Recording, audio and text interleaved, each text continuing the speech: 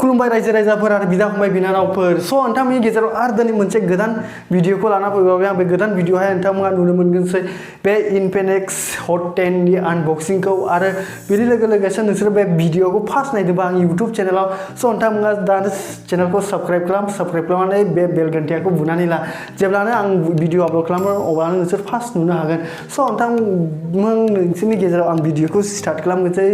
बिनि लोगो जों मोनसे गोरलै इन्ट्र'खौ स्टार्ट खालामदोनि लोगोफोर इनफिनिक्सआ मोनसे गोदान मबाइल लन्च खालामबावबाय हट 10 बिनि सिगां मास मोनसे सिगाङावहायनो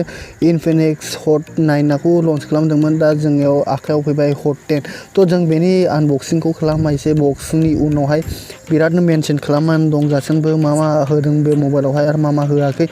बिदिफोरखौ उनाव खोन्थागोनसै जों बक्सखौ ओपन खालामग्रोदोनि बक्स सिङाव जों मा मोनगोनसै लोगोफोर जों बक्सनि गोजौआवहायबो नुबाय इनफिनिक्सनि आरो बेनियावहाय प्लास्टिक रैप दं प्लास्टिक रैपखौ जों बोखानानै गारहरगोनसै बेनि जेबो जरुरत गैया आरो लोगोफोर जों बे मेनसनफोरखौ दा खोन्थालांगोन थांसै आरो इनफिनिक्स हट लिरनायनि दं बक्सनि गेजेरावबो बक्सखौ खेवग्रोमोन ना जों मोनसे लाभ लेटार मोननो हागोन नोंसोरनो नांनाय नङा बेखौ रावनोबो नाङा आरो फन मोनसे आरो बिनि लोगोसे मोनसे बक्सआवहाय मोनसे सिम एजेक्टर आरो बे सिङावहाय दंबावो मोनसे बेक कभार आरो लोगोफोर वारेन्टी कार्ड लोगोफोर बक्स सिङाव आरो मोनसे आरि स्क्रिन गार्ड मोनफाबावदों बे मबाइलजोंहाय गुबुन मबाइलाव ब्रेन्डआव होफा आरो बिनि लोगोसे मोनसे 10 वाटनि चार्जार होआ जादों बे 10 वाटनि चार्जाराव मोनसे मेनसन खालामजादों इनफिनिक्स बिनि लोगोसे आरो USB डाटा केबल मोनदों USB 2 मिनि USB data cable USB type होआखै बेहा आरो लोगोफोर बक्सआ खालि लोगोफोर मबाइलखौ नायनो जाबाय मबाइलावहाय मोनसे प्लास्टिक रैप होआ जादों आरो बिनि उनावबो प्लास्टिक रैप दंबावो जों बेखौ बोखांनानै गारहरगोनसै बिनि खुनु जरुरत गैया जोंनो आरो बिनि लोगोसे बे अडिसन ब्लेक बे गोसोम कालार अडिसन ब्लेक माखौ होनो नोंसोर नायदो आरो बे मबाइलखौ जों बुट खालामै सिगां पासपर्ट नर्माल पासपर्टफोरा खालामना दोनथ'गोनसै दा उनावहाय बाखि खामानिखौ खालामगोनसै नोंसोरनिखौ देखायनोल' खालामदों नोंथांमोना स्क्रिन लकआव नुनो मोनगोनसै फिंगारप्रिन्ट आरो पेटार्न आरो बिनि लोगो पिन पासवर्ड आरो बिनि लोगो नोंसोर मोनसे आरो फेस आनलकखौ मोनगोनसै बे मबाइलाव आरो बे मबाइला अपारेटिं सिस्टेमा एन्ड्रइड 10 नावहाय दङ आरो लोगोफोर बेनि बेटारिया जाबाय 5200 mAh बेटारि नोंसोर 10 वाट्सनि चार्जारखौ बक्सआव मोनफागोन आरो नोंसोर बे मबाइला फार्स्ट चार्जिंखौ सापर्ट खालामो 18 वाट्सनि चार्जार नोंसोर 18 वाटनि चार्जारखौ एक्सट्रा बायनानै दा इउज खालामनो हासिगोन बे मबाइलावहाय प्रसेसरखौ होआ जादों MediaTekनि Helio G70 आरो Octa Core 2.0 GHz आरो स्टरेजखौ मोनगोन नोंसोर 6GB RAM आरो रमखौ मोननो हागोन नोंसोर 128GB लोगोफोर नोंसोर बे प्राइसआवहाय बेबायदि आरोखौ मोननाय नङा फेसिलिटिखौ आरो नोंसोरो बिनि लोगो केमेरा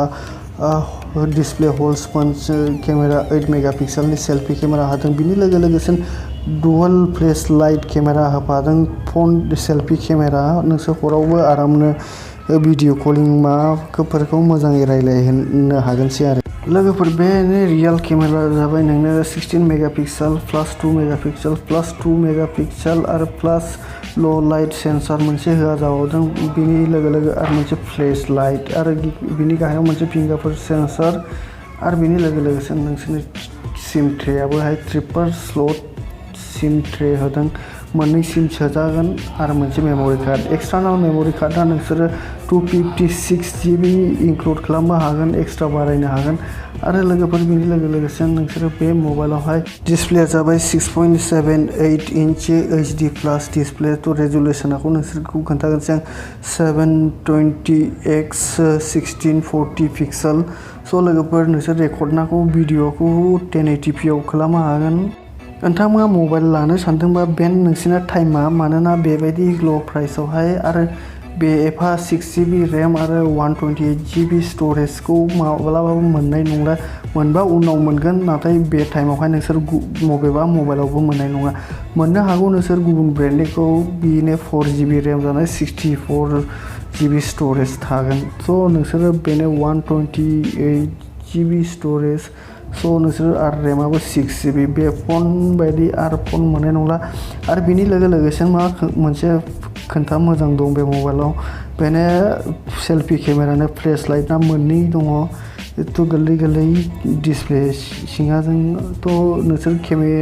जेब्लानो सेल्फि केमेराखौ अन खालामो अब्ला बे डिसप्लेनि टपआवहाय मोननै लाइट जोंगोन आरो बेजों नोंसोरो भिडिअ कलबो रायज्लायनो हागोन हरावहाय थ' बि आरो गुबुन बिराद मबाइलाव नाय नोंसोरो बे सेल्फि केमेरायावहाय नोंसोरखौ फ्लेश लाइट मोननाय नङा नाथाय नोंसोर बे मबाइलावनो मोनजोबगोन आरो प्राइसआबो बिराद खम प्राइसआ जाबाय लोगोफोर 9,999 स' बे बिनि गाहायाव आरो नोंसोर बेबायदि मबाइलखौ मोननाय नंला आरो बेस्ट मबाइलसो नोंसोर लायोबा एबार आरो नोंसोर कालारखौहाय चइस खालामना लानो हागोन थ' 4टा कालारा एभेलेबेल दङ लोगोफोर नोंसोर बे इनफिनिक्स हट 10 नि आनबक्सिंखौ माबोरै मोनखो मोजां मोनदोंबा लाइक खालाम आरो माबाफोर कुइसन दंबा कमेन्ट खालामना सोंनो हागौ आरो लोगोफोर बे चेनेलखौ साबस्क्राइब खालामाखैब्ला दानो साबस्क्राइब खालामनानै बेल घन्टाखौ बुनानै लादो स' लोगोफोर दिनैनि भिडिअआ माबोरै जाखो माबोरै जायाखै नोंसोरनो कमेन्टआव खोन्था आरो लोगोफोर नोंसोर बे प्राइसआवहाय बेबायदि मबाइलखौ मोननाय नङा मानोना गुबुन ब्रेन्डआवहाय नोंसोर 4GB × 64GB रमाखौ मोननो हागौ थ' बेहा नोंसोरनो 6GB अफ रेम आरो रमआ जाबाय 128GB थ' बे प्राइसआवहाय बे फनाखौ मोननाय नङा थ' नोंसोर बायनो हागौबा बायदो आरो लोगोफोर बे